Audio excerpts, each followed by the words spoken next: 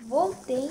Estou agora com a 0.8, né? 0.8 já. Com a 0.12. Confundindo os comandos ainda, não sei porquê.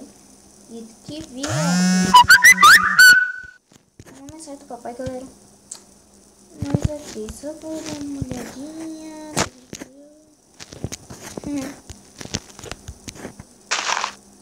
Pronto, aqui viram meu pai. Então, vamos, galera. Agora, a gente fica com né? Mas se eu olhar, se tipo, eu vou olhar isso escuta um pouquinho. Mas olha, galera, eu tô falando porque hoje vamos construir um parkour, galera.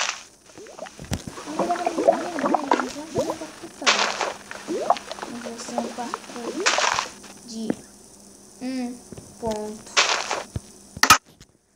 Deixa eu ver esse dedo aí. 1.2, isso. Então, travou, galera. É normal do ECR, tá? Antes que fiquem me entendendo aí. ECR no gravador. Ouviu? É normal, galera. O SCR é uma coisa linda, mas tá tudo beleza. Olha, como vocês podem ver, vai começar aqui. Exatamente, galera. Vai ser por esse negócio de escada. Quem sabe fazer isso aqui, sabe que um dia se dá muito bem. Ops, é sério. Mas você pergunta, Luiz, isso é uma escada. Não tem nada pra falar. Óbvio que tem, galera. 1, 2, 3, 4. Vou fazer isso.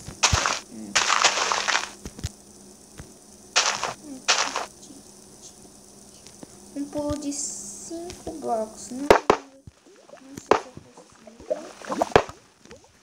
Mas vamos testar. Né, galera?